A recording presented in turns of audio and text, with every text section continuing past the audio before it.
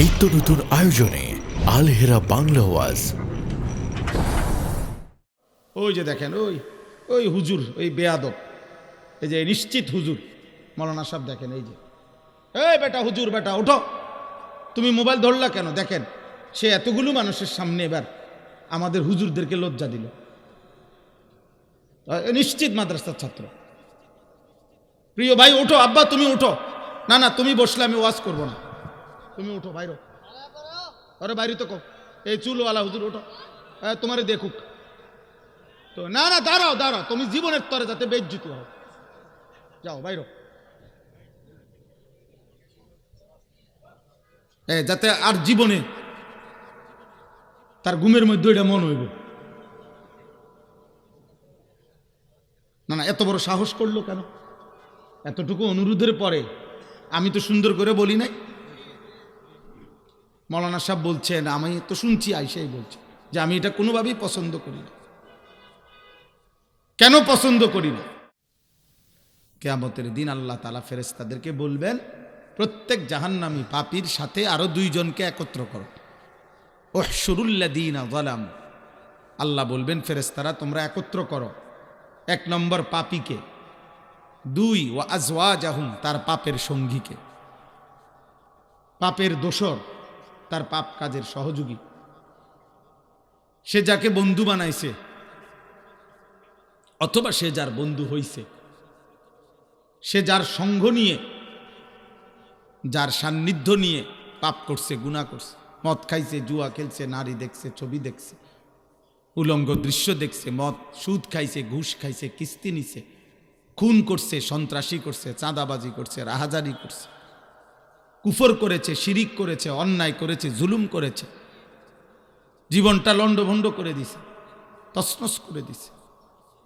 একবারও ভাবে নাই, একবারও দাঁড়ায় নাই, একবারও বিরতি নেয় নাই যে হায় আমি কে, কোত্থেকে আসলাম, কে আমারে বানাইলো, কে আমারে সৃষ্টি করলো, কেন আসলাম দুনিয়ায়, আমি কি করছি। আহা, জীবনের সাথে তার, নিজের সাথে তার বোঝাপড়া নাই, এত প্রতিবন্ধী। যার মধ্যে এই অনুভূতি নাই, ওই অনুভূতি কাজ করে না, আল্লাহ তাআলা বলবেন ওই পাপের দোসর, পাপের সঙ্গী, পাপের সহযোগী, তাকেও জমা করো। আর হলো ওয়ামা কানু ইয়াবুদুনা মিন দুনিল্লাহ, এবং তারা আমি আল্লাহকে বাদ দিয়ে যাকে ডাকতো, যার বন্দিগি করত, যার উপরে ভরসা করত, মিন দুনিল্লাহ, আল্লাহকে বাদ। মনে রাখবেন, আমি কিংবা আপনি, জওয়ান কিংবা বুড়া, প্রত্যেক পাপী পাপের মুহূর্তে সেটা নিশ্চিত যে সে আল্লাহর উপরে ভরসা রাখে না। আল্লাহর উপরে ভরসা করে কোনো পাপ করে না কেউ। তখন সে দুনিয়াবি কিছু না কিছু, হয় শরীর, নয় স্বাস্থ্য, নয় যৌবন, নয় নেতা, নয় কর্মী, নয় ক্ষমতা, নয় টাকা, নয় সম্পদ, নয় জনবল, একটা না একটা কিছুর উপরে সে কি করে? ভরসা করে।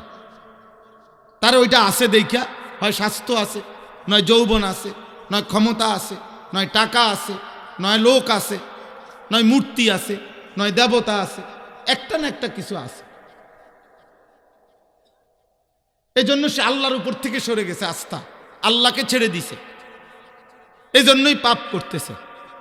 তা আল্লাহ বলেন, খুঁজে খুঁজে ওই যাকে সে ভরসা করছে, সেটা মানুষ হোক, মূর্তি হোক, বস্তু হোক, ওটাও আনো, ওরাও একত্র করো। এই তিনজন, পাপী, পাপের সঙ্গী পাপীর, আর হইল আল্লাহকে বাদ দিয়ে সে যার উপরে নির্ভর করত, তাকে। আল্লাহর কসমের পরে আল্লাহ বলবেন, ফাহদুহুম ইলা সিরাতিল জাহিম, এই তিন নাফরমানকে একসাথ করে জাহান্নামের পথ দেখায় দাও, জাহান্নামের রাস্তা দেখায় দাও। ওয়াকিফুহুম ইন্নাহুম মাসউলুন, আল্লাহ বলবেন জাহান্নামের আগে রাস্তা দাঁড়াও, জাহান্নামের রাস্তায় সিরিয়াল দাঁড়াও। ওই যে দেখেন ওই ওই হুজুর, ওই বেয়াদব, এই যে নিশ্চিত হুজুর মৌলানা সাহেব, দেখেন এই যে, এই বেটা হুজুর, বেটা ওঠো, তুমি মোবাইল ধরলা কেন? দেখেন সে এতগুলো মানুষের সামনে এবার আমাদের হুজুরদেরকে লজ্জা দিল। নিশ্চিত মাদ্রাসার ছাত্র। প্রিয় ভাই ওঠো, আব্বা তুমি ওঠো। না না তুমি বসলে আমি ওয়াজ করবো না, তুমি উঠো বাইরো। আরে বাইরে তো কো, এই চুলওয়ালা হুজুর ওঠো, তোমারে দেখুক তো। না না দাঁড়াও দাঁড়াও, তুমি জীবনের তরে যাতে বেজ্জিত হও, যাও বাইরো, যাতে আর জীবনে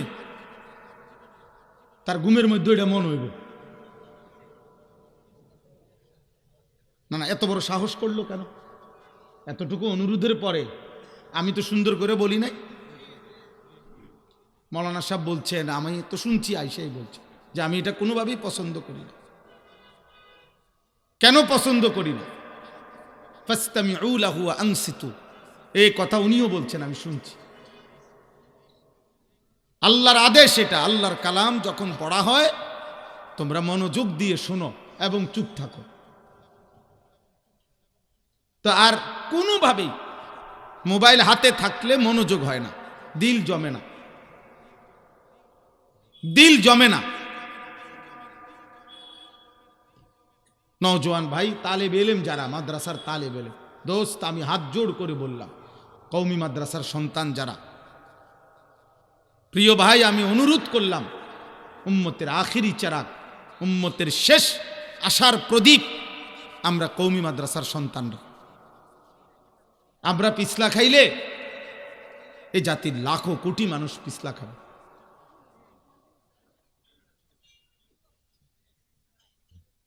এই জন্য এই চারিদিকের সকলেই মোবাইল চালাক।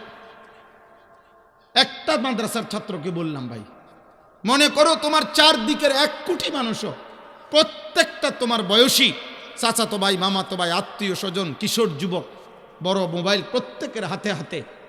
এর মাঝখানে দাঁড়াইয়া তুমি বলো একা, লা ইলাহা ইল্লাল্লাহ, আমি আল্লাহ ছাড়া কাউকে মানি না, অর্থাৎ আমি আল্লাহর নাফরমানি করব না। अगरचे बुत है जमात की आस्तीनों में, मुझे है हुक्म खुदा ला इलाहा इल्लल्लाह। আল্লামা ইকবাল বলছেন, মোমেন বলে, মোমেনের ইমানের দাবি কেমন? ইমানদার এমন হয়, মোমেন এমন হয় ইব্রাহিম আলাইহিস সালামের মতো। ইব্রাহিম আলাইহিস সালাম সেদিন বলেছিলেন, যদি আমার জাতির প্রত্যেকের হাতে একটা একটা মূর্তি থাকে, সেই মূর্তির স্তূপের মধ্যে দাঁড়িয়েও আমি বলবো লা ইলাহা ইল্লাল্লাহ। হযরত ইব্রাহিম আলাইহিস সালাম কোরআনে আছে, ওয়া আতাজিলুকুম ওয়া মা তাদউনা মিন দুনিল্লাহ ওয়া আদউ রাব্বি। পুরা জাতিকে চ্যালেঞ্জ করে বলছে, আমি তোমাদের সবাইকে ছেড়ে দিলাম, বাবা মাকে বলছে আপনাদেরকে ছেড়ে দিলাম, এবং আপনারা আল্লাহকে বাদ দিয়ে যাকে ডাকেন আমি সব ছেড়ে দিলাম, একা ওয়া আদউ রাব্বি, আমি শুধু আমার রব আল্লাহকে ডাক দিলাম। আসা আল্লাহ আকুনা বিদুআই রাব্বি শাকিয়া, আমি বিশ্বাস করি আমার ওই রবকে ডেকে কেউ বঞ্চিত হয় না। এজন্য যারা উঠতি বয়সের নওজোয়ান আলেম আছেন, ইমাম সাহেব আছেন, মাদ্রাসার উস্তাদ আছেন, আপনাদের কাছে হাত জোড় করে বলি, জাতির এই মোবাইল কেন্দ্রিক অধপতনের এই যুগে আপনারাও আপনাদের প্রয়োজনে, বড় মোবাইল দরকার, কিন্তু আপনারা আরেকটু যত্নশীল হয়ে এটাকে ব্যবহারের ক্ষেত্রে আরেকটু আপনারা রাগঢাক করেন।